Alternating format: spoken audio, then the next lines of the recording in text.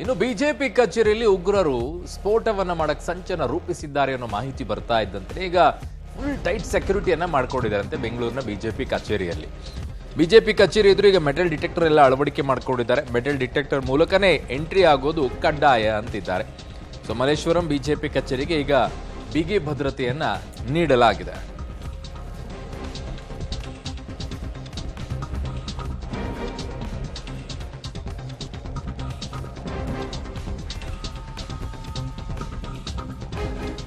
ಶ್ವಾನದಳ ಮತ್ತು ಬಾಂಬ್ ಸ್ಕ್ವಾಡ್ನಿಂದ ಕೂಡ ತಪಾಸಣೆಯನ್ನ ಮಾಡ್ಕೊಂಡಿದ್ರೆ ಇದು ಅವಾಗ ಪ್ಲಾನ್ ಮಾಡ್ಕೊಂಡಿರೋದು. ಇವಾಗ ಹೋಗ್ಬಿಟ್ಟು ಶ್ವಾನದಳ ಚೆಕ್ ಮಾಡ್ಬೇಕು, ಏನು ಸಿಗುತ್ತೆ ಇನ್ನೂ ಒಂದು ಚೆಕ್ ಮಾಡ್ಬೇಕು. ನನಗಿರೋ ಪ್ರಶ್ನೆ ಇದರಲ್ಲಿ ಮೆಟಲ್ ಡಿಟೆಕ್ಟರ್ ಕಟ್ಟಡಕ್ಕೆಲ್ಲ ಹಾಕಿದ್ರಿ, ಇವರೊಂದೊಂದು ಅವಾಗ ನುಡಿಮುತ್ತುಗಳನ್ನು ಉದುರಿಸ್ತಾರಲ್ಲ, ಈ ಬಾಯಿಗೆ ಅವಾಗ ಮೆಟಲ್ ಡಿಟೆಕ್ಟರ್ ಹಾಕಬೇಕು ಅಂತ ನನಗಿರುತ್ತೆ.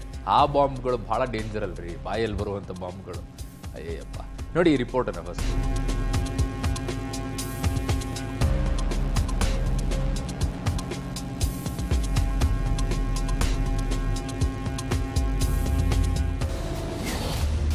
ಬಿಜೆಪಿ ಕಚೇರಿ ಸ್ಫೋಟಕ್ಕೆ ಉಗ್ರರ ಸಂಚು. ಎನ್ಐಎ ಚಾರ್ಜ್ ಶೀಟ್ ಬಳಿಕ ಬಿಗಿ ಭದ್ರತೆ. ಮೆಟಲ್ ಡಿಟೆಕ್ಟರ್ ಮೂಲಕ ಎಂಟ್ರಿ ಕಡ್ಡಾಯ.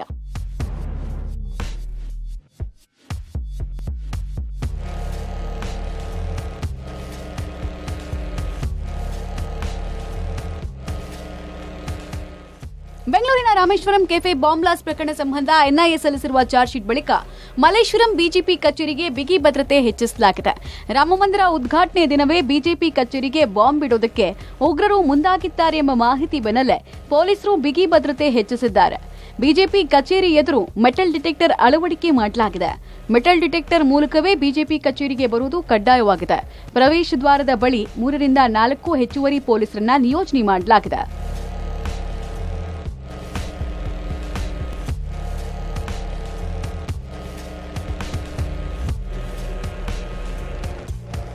ರಾಮೇಶ್ವರಂ ಕೆಫೆ ಬಾಂಬ್ ಬ್ಲಾಸ್ಟ್ ಪ್ರಕರಣದಲ್ಲಿ ಎನ್ಐಎ ಏನು ಚಾರ್ಜ್ ಶೀಟ್ ಸಲ್ಲಿಕೆ ಮಾಡಿದೆ, ಆ ಚಾರ್ಜ್ ಶೀಟ್ನಲ್ಲಿ ಬಿಜೆಪಿ ಕಚೇರಿಯನ್ನು ಕೂಡ ಉಗ್ರರು ಟಾರ್ಗೆಟ್ ಮಾಡಿದ್ರು ಅನ್ನುವಂತಹ ಆಘಾತಕಾರಿ ಸ್ಫೋಟಕ ಸತ್ಯ ಬಯಲಾಗಿದೆ. ಈ ಬೆನ್ನಲ್ಲೇ ರಾಜ್ಯ ಬಿಜೆಪಿ ಕಚೇರಿಗೆ ಭದ್ರತೆಯನ್ನು ಕೂಡ ಹೆಚ್ಚಳ ಮಾಡಿದ್ದಾರೆ. ನಾನೀಗ ಬೆಂಗಳೂರಿನ ಮಲ್ಲೇಶ್ವರದಲ್ಲಿರುವಂತಹ ರಾಜ್ಯ ಬಿಜೆಪಿ ಕಚೇರಿ ಜಗನ್ನಾಥ ಭವನದಲ್ಲಿ ಯಾವ ರೀತಿ ಭದ್ರತೆ ಹೆಚ್ಚಳ ಮಾಡಿದ್ದಾರೆ ಅನ್ನೋದನ್ನು ತೋರಿಸ್ತೇನೆ. ಇಲ್ಲಿ ಮೆಟಲ್ ಡಿಟೆಕ್ಟರ್ ಇರಲಿಲ್ಲ. ಎನ್ಐಎನಲ್ಲಿ ಸ್ಫೋಟಕ ಸತ್ಯ ಬಹಿರಂಗ ಆದ ತಕ್ಷಣ ಮೆಟಲ್ ಡಿಟೆಕ್ಟರನ್ನು ಅಳವಡಿಕೆ ಮಾಡಿರುವಂಥದ್ದು. ಮೆಟಲ್ ಡಿಟೆಕ್ಟರ್ ಮೂಲಕವೇ ಯಾರೆಲ್ಲ ಕಚೇರಿಗೆ ಪ್ರವೇಶ ಮಾಡ್ತಾರೋ ಅವರು ಇದ್ರ ಮೂಲಕನೇ ಪ್ರವೇಶ ಮಾಡಬೇಕು ಅನ್ನುವಂಥದ್ದನ್ನು ಕೂಡ ಇಲ್ಲಿ ಸೂಚನೆ ಕೊಡಲಾಗಿದೆ. ಜೊತೆಗೆ ಹೆಚ್ಚುವರಿಯಾಗಿ 4 ಪೊಲೀಸರನ್ನು ಕೂಡ ಇಲ್ಲಿ ಬಂದೋಬಸ್ತಿಗೆ ನಿಯೋಜನೆ ಮಾಡಿದ್ದಾರೆ. ರಾಜಕೀಯ ಸ್ವರೂಪ ಪಡೆದ ಪ್ರಕರಣ, ಹಿಂದೂಗಳೇ ಟಾರ್ಗೆಟ್ ಎಂದ ಅಶೋಕ್. ಗೃಹ ಸಚಿವರ ರಾಜೀನಾಮೆಗೂ ಒತ್ತಾಯ. ಬಿಜೆಪಿ ಕಚೇರಿ ಸ್ಫೋಟಿಸೋಕೆ ಯತ್ನಿಸಲಾಗಿತ್ತು ಅನ್ನೋ ಸುದ್ದಿ ಹೊರಬಿದ್ದ ಬೆನ್ನಲ್ಲೇ ಇದು ರಾಜಕೀಯ ಸ್ವರೂಪ ಪಡೆದುಕೊಂಡಿದೆ. ಕಾಂಗ್ರೆಸ್ ಸರ್ಕಾರ ಅಧಿಕಾರಕ್ಕೆ ಬಂದ ಮೇಲೆ ಉಗ್ರರಿಗೆ ಭಯವೇ ಇಲ್ಲದಂತಾಗಿದೆ. ಬಾಂಗ್ಲಾದಂತೆ ಇಲ್ಲೂ ಕೂಡ ಹಿಂದೂಗಳನ್ನೇ ಟಾರ್ಗೆಟ್ ಮಾಡಲಾಗಿದೆ. ಬೆಂಗಳೂರಿನಲ್ಲಿ ಭಯದ ವಾತಾವರಣ ಸೃಷ್ಟಿಸುವ ಹುನ್ನಾರವಾಗಿದೆ ಅಂತ ವಿಪಕ್ಷ ನಾಯಕ ಆರ್ ಅಶೋಕ್ ಆರೋಪಿಸಿದ್ದಾರೆ. ಹಿಂದೂಗಳ ಟಾರ್ಗೆಟ್ ಮಾಡೋ ಮುಖಾಂತರ ಈ ರಾಜ್ಯದಲ್ಲಿ ವಿಶೇಷವಾಗಿ ಬೆಂಗಳೂರು ಐಟಿ ಬಿಟಿ ಹಬ್ಬು, ಇಲ್ಲಿ ಭಯದ ವಾತಾವರಣ ಸೃಷ್ಟಿ ಮಾಡೋದ್ರಿಂದ ಇಲ್ಲಿ ಆಗ್ತಕ್ಕಂಥ ಬಿಸ್ನೆಸ್ಗೆ, ಆರ್ಥಿಕ ಚಟುವಟಿಕೆಗೆ ಭಂಗ ತರಬೇಕು. ಯಾವ ರೀತಿ ಬಾಂಗ್ಲಾದೇಶದಲ್ಲಿ ಅಜಾಗ್ರತೆಯನ್ನು ಸೃಷ್ಟಿ ಮಾಡಿದ್ರು ಪಾಕಿಸ್ತಾನದ ISI ಅನ್ನೋರು, ಅದೇ ರೀತಿ ಬೆಂಗಳೂರಲ್ಲೂ ಸೃಷ್ಟಿ ಮಾಡಬೇಕು ಅನ್ನೋ ಒಂದು ಹುನ್ನಾರ. ಬೇಹುಗಾರಿಕೆ ವೈಫಲ್ಯವೆಂದ ಬಿಜೆಪಿ, ಕೇಂದ್ರದ ವೈಫಲ್ಯವೆಂದ ಕಾಂಗ್ರೆಸ್. ಬಿಜೆಪಿ ನಾಯಕರ ಮಧ್ಯೆ ಇಷ್ಟಕ್ಕೆ ಕೆಸರೆರಚಾಟ ನಿಂತಿಲ್ಲ. ರಾಜ್ಯದಲ್ಲಿ ಬೇಹುಗಾರಿಕೆ ವೈಫಲ್ಯವಾಗಿತ್ತು. ಗೃಹ ಸಚಿವ ಪರಮೇಶ್ವರ್ ರಾಜೀನಾಮೆ ನೀಡಬೇಕು ಅಂತ ಬಿಜೆಪಿ ವಕ್ತಾರ ಭಾಸ್ಕರ್ ರಾವ್ ಒತ್ತಾಯ ಮಾಡಿದ್ದಾರೆ. ಬಿಜೆಪಿ ಹೇಳಿಕೆಗೆ ಟಕ್ಕರ್ ಕೊಟ್ಟಿರುವ ಕಾಂಗ್ರೆಸ್ ಶಾಸಕ ರಂಗನಾಥ್, ಎನ್ಐಎ ಚಾರ್ಜ್ ಶೀಟ್ ನೋಡಿದ್ರೆ ಕೇಂದ್ರ ಸರ್ಕಾರವೇ ಸರಿಯಾಗಿ ಕೆಲಸ ಮಾಡ್ತಿಲ್ಲ ಅಂತ ಕಾಣುತ್ತೆ ಅಂತ ವ್ಯಂಗ್ಯವಾಡಿದ್ದಾರೆ. ಈ ಮೂಲಕ ಬಿಜೆಪಿ ಕಾಲೆಳೆದಿದ್ದಾರೆ. ರಾಜ್ಯ ಸರ್ಕಾರ ಇನ್ನೊಂದು ರಾಜಕೀಯ ಪಕ್ಷ, ರಾಷ್ಟ್ರದ ರಾಷ್ಟ್ರೀಯ ಪಕ್ಷ ಕಚೇರಿಗೆ ಭದ್ರತಾ ಒದಗಿಸ್ಕೊಡೋದ್ರಲ್ಲಿ ಅವರು ಇನ್ನೂ ಹಿಂದೆ ಮುಂದೆ ನೋಡ್ತಾ ಇದ್ದಾರೆ ಮತ್ತು ಇದು ಅತ್ಯಂತ ದೊಡ್ಡದಾದ ಬೇಹುಗಾರಿಕೆಯ ವೈಫಲ್ಯ. ಇದು the only person who is responsible for this is the chief minister and the home minister. Karnataka ರಾಜ್ಯದಲ್ಲಿ ಉಗ್ರಗಾಮಿಗಳು ಸಕ್ರಿಯರಿದ್ದಾರೆ. ಸರ್ಕಾರ ಗಂಭೀರವಾಗಿ ತೆಗೆದುಕೊಳ್ಳಬೇಕು. ವಿಧಾನಸೌಧದಲ್ಲಿ ಪಾಕಿಸ್ತಾನ್ ಜಿಂದಾಬಾದ್ ಅಂತ ಘೋಷಣೆ ಕೂಗ್ತಾರೆ. ಅವ್ರ ಮೇಲೂ ಕೂಡ ಏನು ಆಕ್ಷನ್ ಆಗೋದಿಲ್ಲ.